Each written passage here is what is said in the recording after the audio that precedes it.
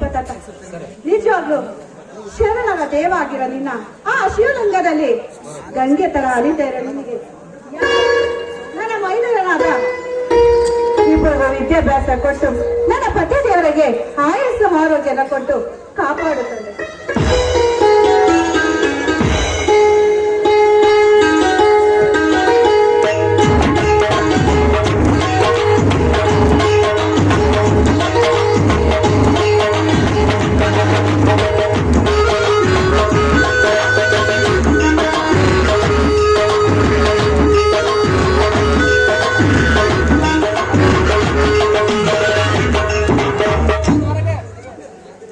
ಏನು ಕನಸಲಿ, ನೀನ ನುಡಿದರೆ ಮುತ್ತಿನ ಹಾರದಂತೆ ಇರಬೇಕು, ನೀನ ನುಡಿದರೆ ಸ್ಫಟಿಕದ ಸಲಾಕೆಯಂತೆ ಇರಬೇಕು, ನೀನ ನುಡಿದರೆ ಈ ಲಿಂಗವನ್ನೇ ಮೆಚ್ಚಿ ಹೌದೌದು ಎನ್ನುತ್ತಿರಬೇಕು. ಈ ದಿನ ನಮ್ಮ ಬಸವೇಶ್ವರ ವಾಣಿಯಂತೆ ನಮ್ಮ ಶರಣ ಬಸವೇಶ್ವರ ದೇವರಲ್ಲಿ ಏನಂತ ಬೇಡಿಕೊಂಡ್ರಿ?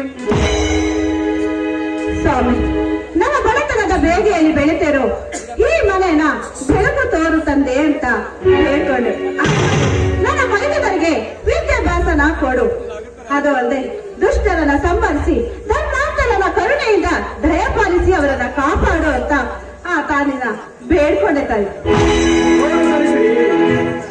ಈ ನಿನ್ನ ಕಲ್ಲು ಮೂರ್ತಿ ಆದಿಲಿಂಗೇಶ್ವರನಿಗೆ ಕೈ ಮುಗಿದು ಬೇಡಿಕೊಂಡರೆ ಬೇಡಿದವರು ಕೊಡುತ್ತಾನೋ ಹೇಗೆ?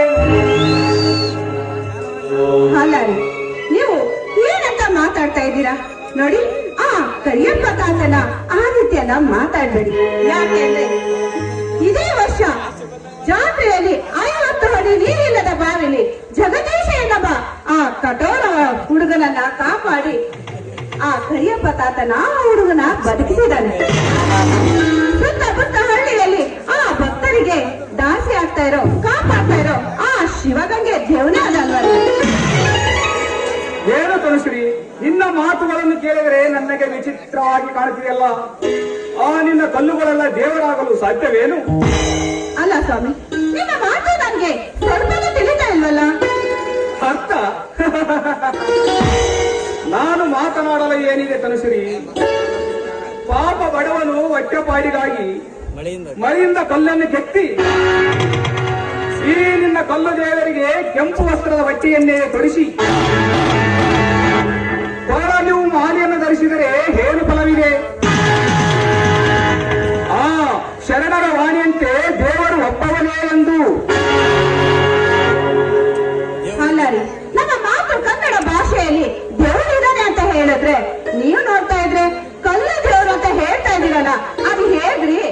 ನೋಡು ತನುಶ್ರೀ, ಈ ನಿನ್ನ ಕನ್ನಡ ಭಾಷೆ ಸಮಾಜದಲ್ಲಿ ದೇವರಿದ್ದನೇ ನಿಜ. ಆದರೆ ಈ ವಿಜ್ಞಾನ ಪ್ರಕಾರವಾಗಿ ಹೇಳ್ತಿದೆ ಇಲ್ಲ ಎಂದು. ನೋಡು ತನುಶ್ರೀ, ಹೋಗಲಿ ಬಿಡಿ. ಈ ಕವಿಗಳು ತಮ್ಮಷ್ಟಕ್ಕೆ ತಾವು ತಿಳಿದು ವಿಚಾರಿಸಿ ಬರೆದಿರುತ್ತಾರೆ. ನೋಡು ತನುಶ್ರೀ, ನನಗೆ ತಿಳಿದಿರುವ ಪ್ರಕಾರವನ್ನು ನಿನಗೆ ಹೇಳುತ್ತೇನೆ. ಇದರಲ್ಲಿ ಸತ್ಯ ಯಾವುದು, ನಿತ್ಯ ಯಾವುದು ಆ ಭಗವಂತನೇ ಬಲ್ಲನು.